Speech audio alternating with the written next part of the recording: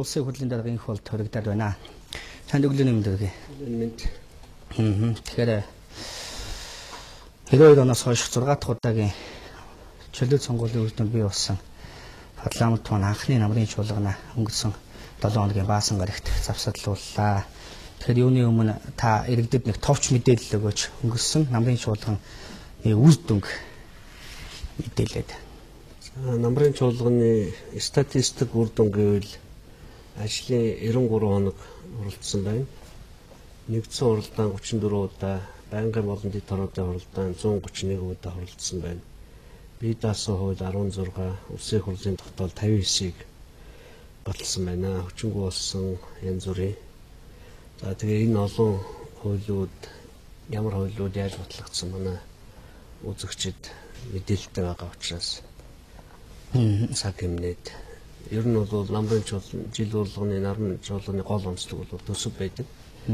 Төсөө бид төлөвлөсөн хугацаанд өмнө баталж гишүүдийг орон нутгийн сонгуулийн өмнө хөдөө явуулж эх 4 жилийн хөрөнгө оруулалтыг асуудлыг ард ирүүдээс асуух зорилгоор явуулсан. Тэгэд энэ ажиллагаа бол хийгдэж байгаа хорон чуулганаар батлагдана. Тэгэхээр энэ парламентын бүлтгүүний хувьд бол гол онцлог мэдээж шинэ сонгуулийн системээр за холимог системээр явагдсан. За нөгөө талаас олон намын төлөөлөл бие даагч нар за мөн эмэгтэй гишүүдийн оролцооч гэсэн нэлээд өндөр байгаа. Энэ парламентын бүлтгүүний онцлогийг бол тэгж хараад байгаа. За үүнээс гадна ер нь хууль тогтоох байгууллагын энэ удаагийн сонгуулийн үр дүнгээс гарч ирсэн бас онцлогуудыг та юу гэж харж байгаа вэ? Энэ удаагийн парламент. Ер нь өөрөө чи хэлдэг зүйлүүд анх удаа Монголын парламентод бий болж байгаа. Олонх байхгүй. Анх удаа уран бүлэгтэй болж байгаа. Эмэгтэй гишүүдийн тоо 3 байсан бол 11 болсон байгаа. Тэгээ энэ бүх онцлогуд бол үйл ажиллагааны тодорхой хэмжээгээр нөлөөлж байгаа. Энэ удаагийн парламентын онцлог энэ төсөв мөнгөтэй холбоотойгоор бас их өөрчлөгдөж байгаа.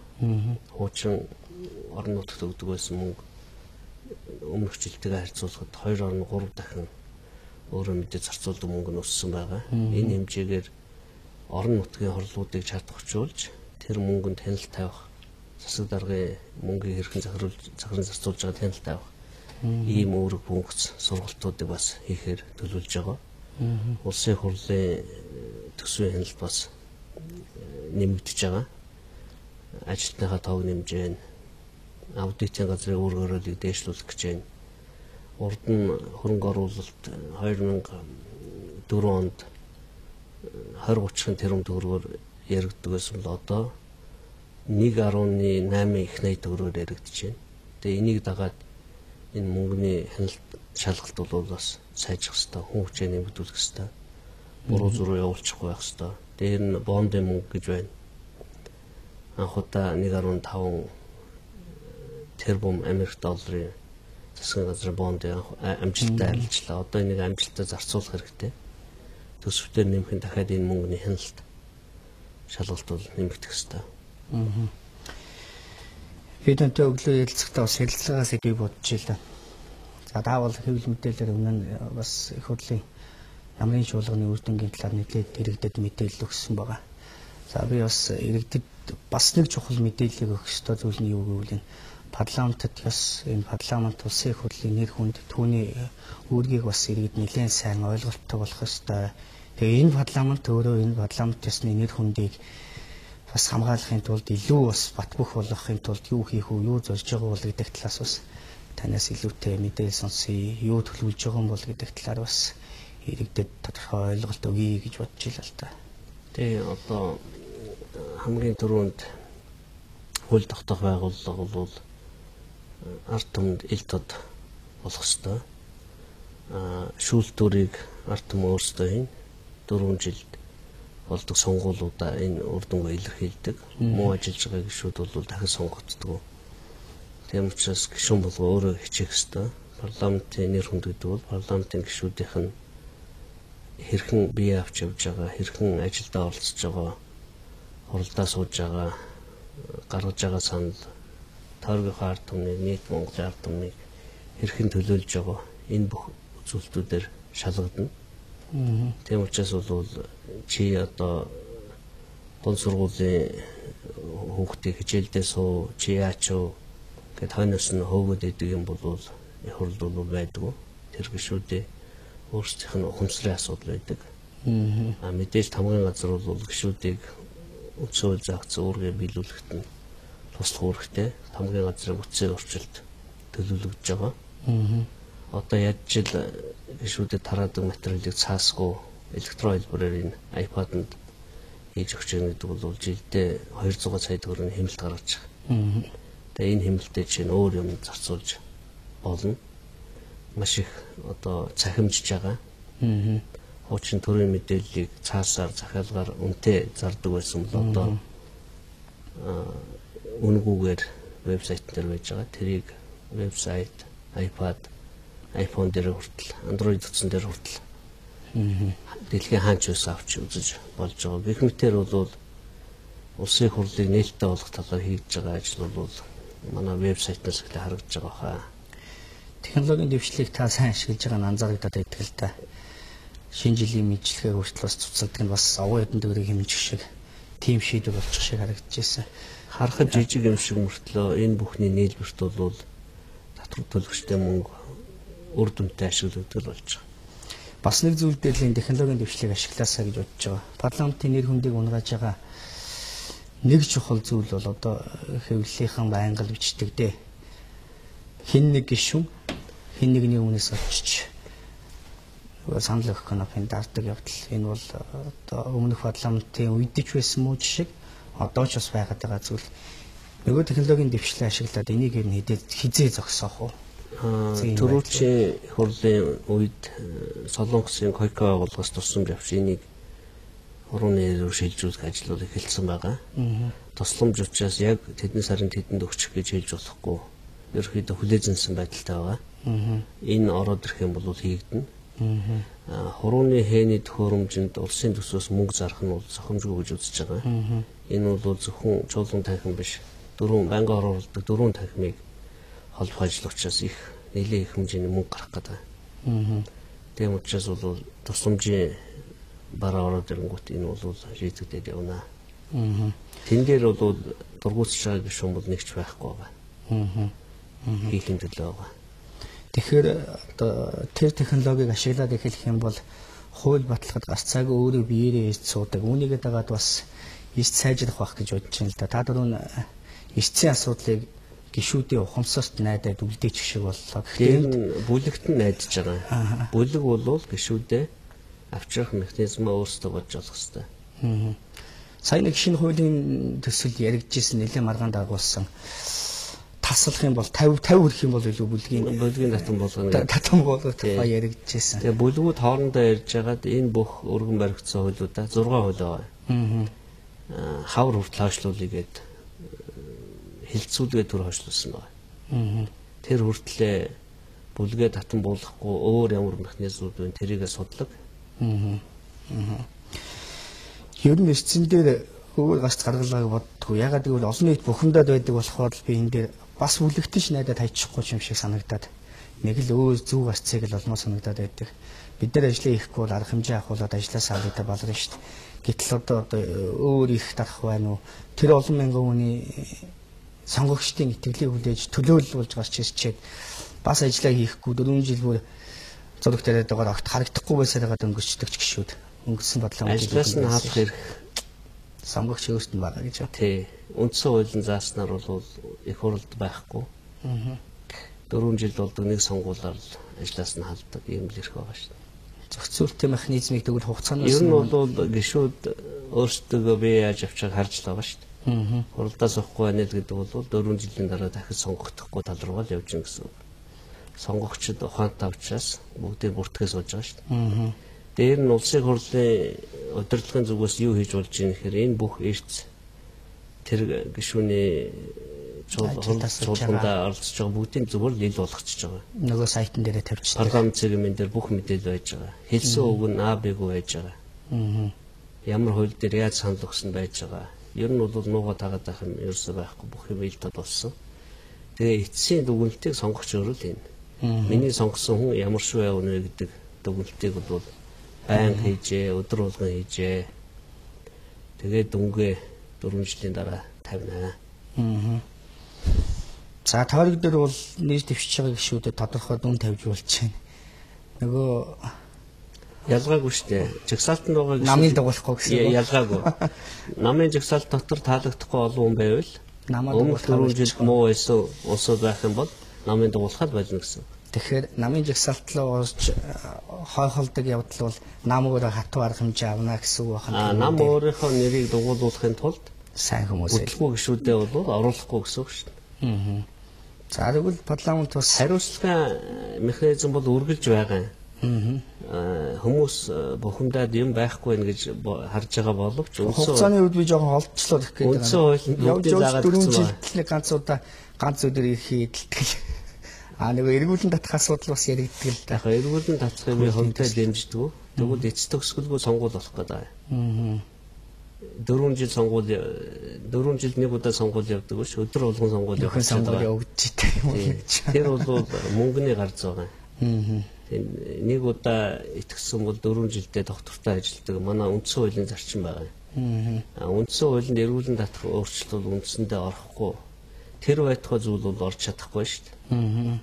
Ер нь үндсэн хуулийн өөрчлөлтийг яах вэ гэдгээр ажлын хэсэг гаргасан байгаа. Тэгсэн гэнэ. Та өчтөрийн хэвлэл төгсгийн ярилцлагаас орж яхад үндсэн хуулиар тэгээ сонгуулийн хуулиар ажлын хэсэг сая шуулган завсарлахаас намын тухай хуулиар бас намын тухай намуудын санхүүжилтээр ажлын хэсэг гаргачлаа гэж байна. Гол зарчмын өөрчлөлтүүдийг юм дээр 3 ажлын хэсэг гаргасан үндсэн хуулийн ажлын өөрчлөлтийг цог улсын хурлын дарга цог ахалж байгаа. Тэр бол эхлээд энэ 2000 онд хийсэн 7 өөрчлөлтөө яах вэ гэдгээ дордуулсан 7 өөрчлөлтөө яах вэ гэдгээс ярьж эхэлнэ. Тэгэл улсын хурл засгийн газрын гишүүн цуг байх уу гэх мэт олон суур харилцаануудыг хөндөх учраас энэ ажлын хэсгийн үр дүн бол энэ жилдээ багтахгүй. Нэлээд хэдэн жил үргэлжлэх байх гэж бодож байгаа. Хоёрдугаарт намын тухай хуулийг баяр цогт улсын хурлын дэд даргаар ахлуулсан ажлын хэсэг гаргасан. Намуудын тухай хуулинд эргэж харах юм зөндөө байна. Намууд гишүүнчлэлтэй байх юм, гишүүнчлэлгүй байх юм уу? Байгалийн баялаг ихтэй Монгол улсын хувьд компаниудаа сандаа авдаг одоогийн систем хэвээрээ үргэлжлэх юм уугүй юу? Би бол эсрэг байр суурьтай байгаа. Одооных бол намыг одоо буруу ажиллуулж байна. Том компаниудаа сандаа уцаагаад лиценз өгдөг энэ жишг рүү яваад байгаа учраас энэ бол буруу байна. Европын улсуудын намуудын жишг рүү орхон зөв юм байна. Улсын төсвөөс ихэнх хэсгээ санхүүжүүлдэг, багахан хэсгээ андуур авдаг. Энэ журам руу орох юм бол манай улсын онцлогт гарах юм байна гэж үзэж байгаа. Өшөө намуудын тухай хуулинд өмч хөрөнгө гэх мэт олон зүйлийг эргэж харах шаардлагатай байгаа. Алийн болгон намаараа талцаад явах вэ? Нам гэдэг бол сонгуулийн үед идэвхждэг. Бусад үед бол байгаа байхгүй мэдэгдэггүй ийм байгууллага байх нь зүйтэй маа гэдэг ийм чиглэл рүү ажлын хэсэг ажиллах байхаа гэж бодож байна. Сонгуулийн хуулийн ажлын хэсэг бурмаа гишүүнээр ахлуулж байгуулсан байгаа. Одоо бид шинэ технологиор хурууны аваад хил үг маргаангүй сонгуул явуулаад 3 дахь сонгуулаа энэ 6 сард ерөнхийлөгчийн сонгуулаар хийнэ. Тэр энэ 3 сонгуул улсын хурл орон нутгийн ерөнхийлөгчийн сонгуулийг явуулсны дараа энэ бүх өөрчлөлтөд тусгасан нэг хуультай болоо гэж сонгуулийн ерөнхий хууль гэж нэрлээд тэгээ энэ бүх сургамжаа тусгаад оны эцэхэд 16 оны улсын хурл орон нутгийн цуг явагдах сонгуул дараа жил явах ерөнхийлөгчийн сонгуулаа нэг тийшээ болгоод бүх юм ойлгомжтой болгож нэг л хуультай болъё. Тэрэн дээрээ одоогийн 3 сонгуулиас сурсан сургамжаа бүгдийг бичээд хадгалчих. Тэгээд ахиж бол сонгуулийн хуулийн тухай ярих болъё гэж. Эхний ажлын хэсгийн тухай та ярьлаа. Үндсэн хуулинд өөрчлөлт оруулах. Тэгэхээр тэр дордуулсан 7 зүйлтэй би бас асууя гэж бодож байлаа. Уг нь бол улсын хурл маань төрийн эрх барих дээд байгууллага байдаг. Гэтэл гүйцэтгэх байгууллага болох засгийн газрын бүтцэд маань сайдууд маань өөрсдөө их хурлын гишүүд олонхороо ингээд шуугад орчдөг. Гэтэл одоо юу гэдэг сүүлийн үед хэвлэлээр яваад байгаа. Юу н байнга л яригддаг байсан. Их хурлаасаа том засгийн газартай болчлоо гэдэг юм уу.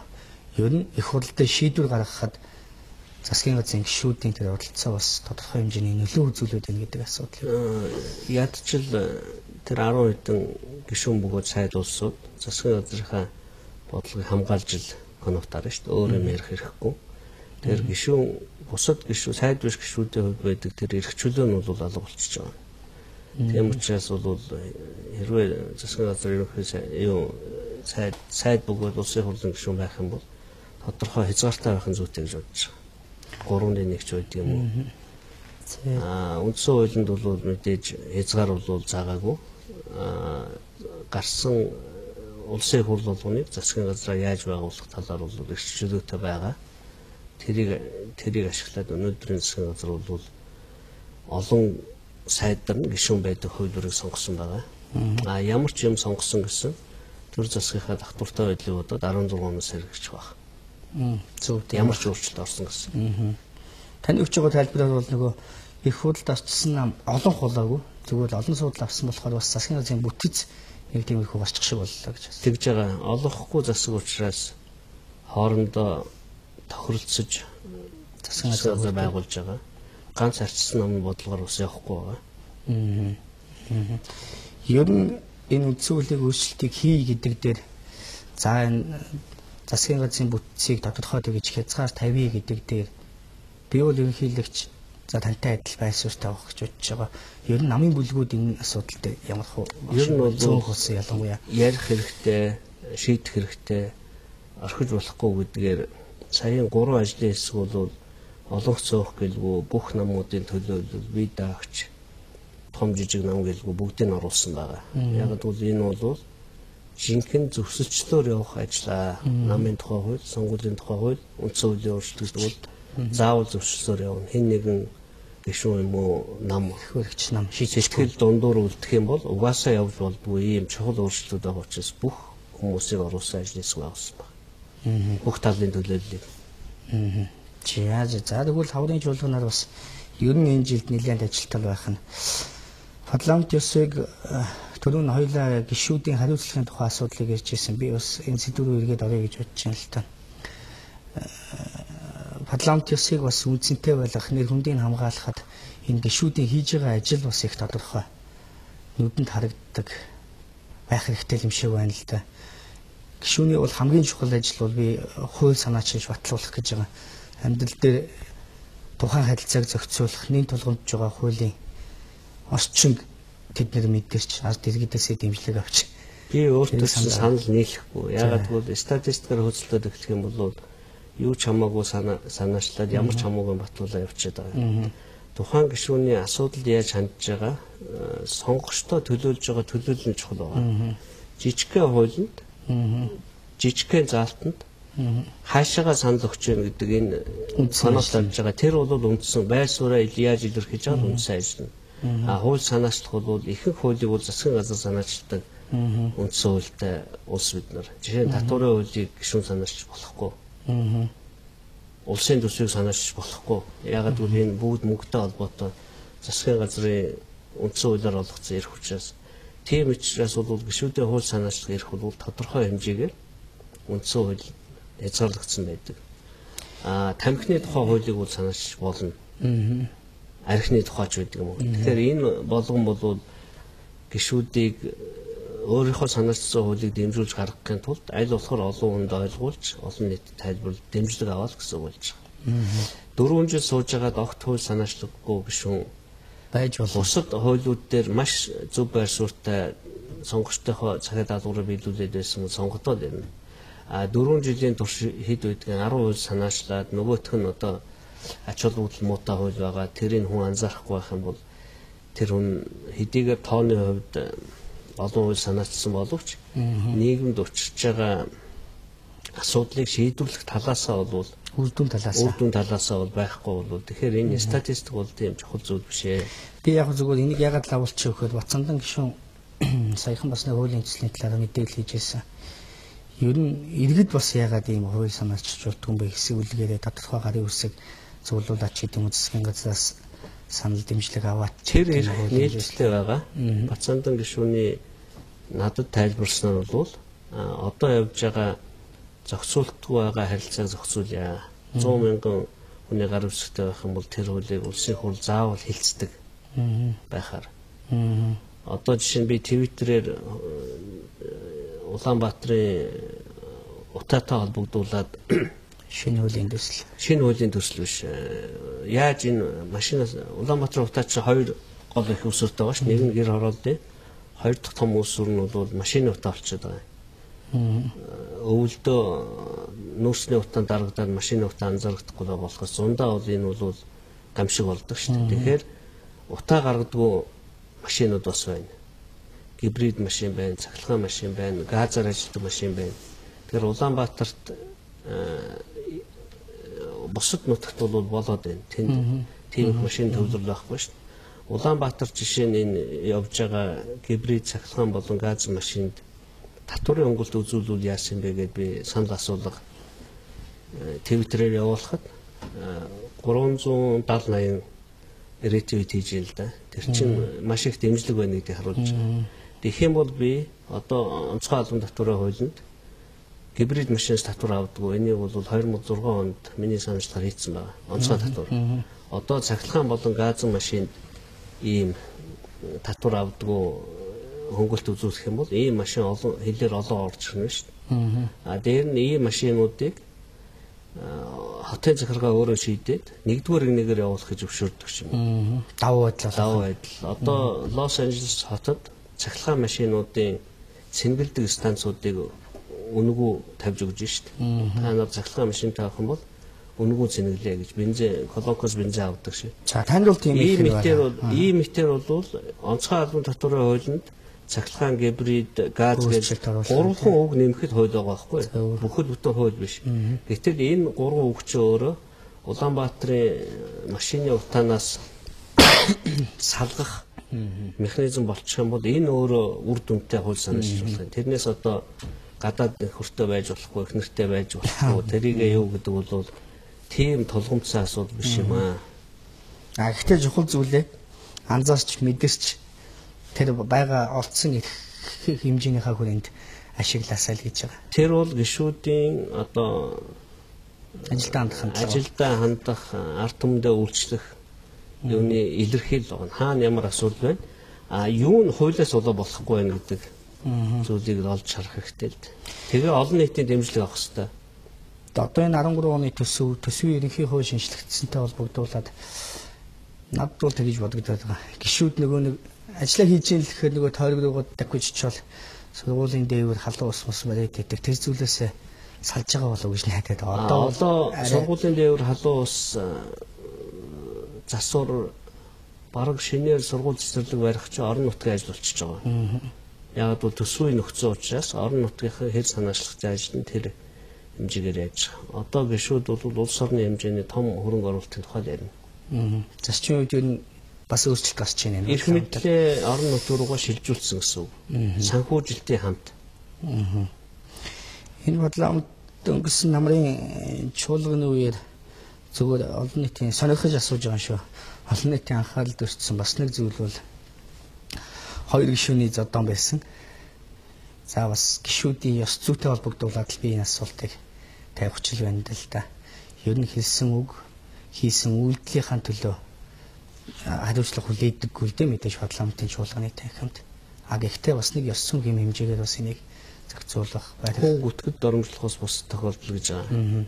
Тийм учраас чуулганы танхимд дуртай зүйлээ ярьдаг тийм хууль бол байхгүй. Яагаад тэгж үндсэн хуулиар чуулганы танхимд хэлсэн үгийнхаа төлөө хариуцлага хүлээдэг болсон гэхээр тийм юм хэлчихвэл би тэгж магадгүй гэж айлгүйгээр юма илэрхийлэх тэр нь төрийн бодлого болохыг хамгаалт юм байна. Тэрнээс одоо бие бинийгээ доромжлол зодоонуудаа хийгээд ах юм бол энэ тэр асуудал хамаагүй гэсэн. Энэ жил шууд орчил иргэний бодолцооны жил гэж зарлаа. Тэгэхээр улсын их хурл маань бол улсын их хурлын чөлөө сонгуулиар бүрдэж бий болдог. За яг энэний доотлын систем л гэж би ойлгож байна л да. аймаг сумын түвшинд бас иргэд өөрсдийнхөө төлөөллийг сонгодог.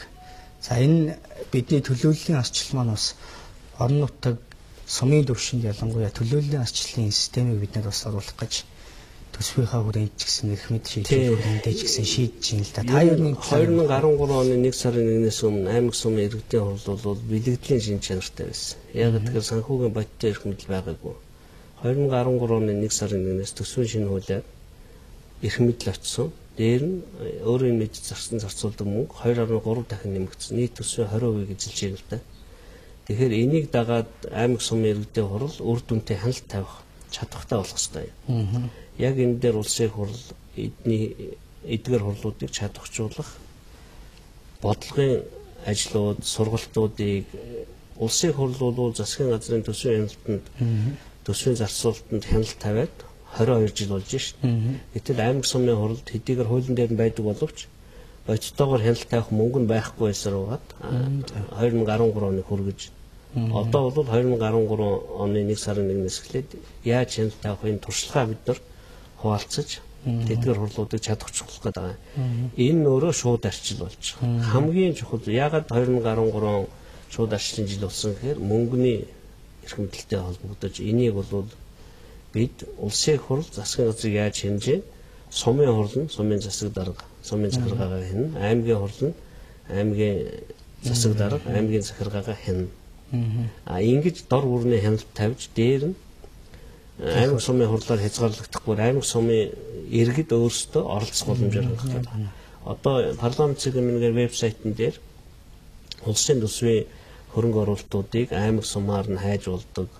Өөрийнхөө аймаг сумын нэрийг оруулаад манай сумд юу болж байгаа бүх зүйлийг бол ил болгож байгаа. Төсвийн хөрөнгө оруулалт нь ил байх нь биш. Одоо энэ ил болсон мэдээллийг ашиглаад ямар аймгийн ямар сумд юу байгаа нь ил болцсон учраас иргэд өөрсдөө хяналт тавуулцаатай болж байгаа. Энэ өөрөө шууд орчлын хамгийн том зүйл. Зүгээр шууд арчил гэж нэг жилийн аян нээчээд хаях биш. Бодиттойгоор нь бид нар агуулгаар нь байжуулж өгч байгаа. Үнэхээр тэгж харагдаад байгаа юм л да. Мөнгө нь байна. Мөнгөний аймагуудад хуваалцлаа. Эрх мэдлийн аваачаад үүсдэн өгч. Мөнгө эрх мэдэл хоёр тэр мөнгөө зарцуулах хэрэгтэйгээ хамт очихоор бас өмнө нь хийн өгчөөд мөнгө нь байдаггүй ч байсан ч юм уу салдаа байсан тийм ээ. Тийм учраас төсвийн шинэ хуулийн хэрэгжиж байгаа анхны жил учраас энэ олон сургалтуудыг явуулж хүмүүсээ чадварчуулахгүй бол хэд байдгийн 20 хэдэн жил аймаг сумын иргэдэг хурал сонгогддог. Тэгсэн мөртлөө бодиттойгоор хяналт тавих объект нь байхгүй байсан. Бүх шийдвэр сангийн яам дээр улсын хурал засгийн газар дээр гардаг. Одоо бол манай сумд хэдэн төгрөг байгаа. Юунд зарцуулах вэ? Улсын төсвөөс ямар объект баригдах вэ? Манай сумд ирсэн мөнгөөр сумын захиргаа юу хийжээ? Эсвэл юу хийлгмээр байна гэдэг саналаа өгөх. Тэр нь олон хүний санд байх юм бол дамжигдэл явдаг. Ингэж төсвийнхөө хяналтыг хамгийн чухал зүйл болох шийдвэр гаргалтын хамгийн чухал зүйл бол төсвийнхөө хяналтыг ард түмнийг арт өгсөн. Одоо энийг бодиттойгоор хэрэгжүүлдэг зүйлд нь хамгийн түрүүнд улсын хурл өөрийнхөө вебсайтаар дамжуулж тийм боломжуудыг олгож байгаа. Иргэн бүртгэлийн эрх мэдэл очиж байгаа гэдгийг нь ойлгуулах чухал байх тийм ээ. Тэгээд оролцуулах. Тэрийг мэдээлжүүлэх л бас. Тэгээд тэр ажлыг хийгээд сууж байна. Тийм.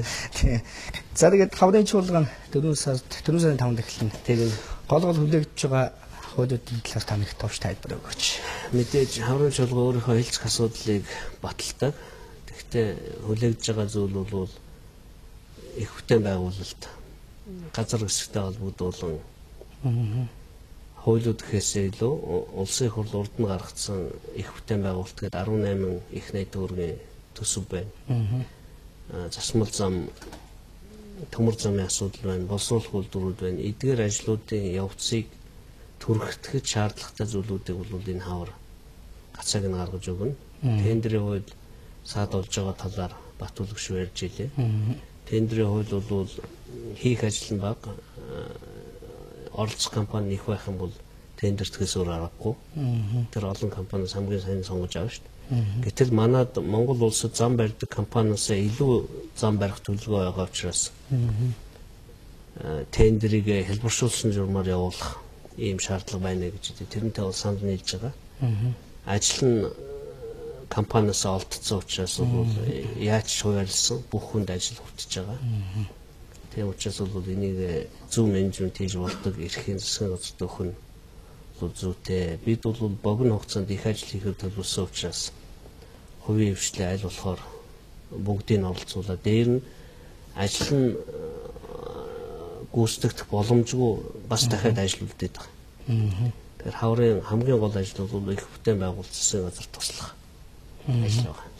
Заавал хэлэлцэх дараалал гэж баригдахгүйгээр шаардлагатай гэдэг зүйлийг шалгахаа оруулж ирээд олонхоос хүлээн зөвшөөрүүлэх гэдэг зүйлийг хаалсан байл. Угаасаа их хурлын ажилтг зарчим өрдөл тэр төлөвлөгөөнд байхгүй гэдгээр асуудлыг хэлцдэг.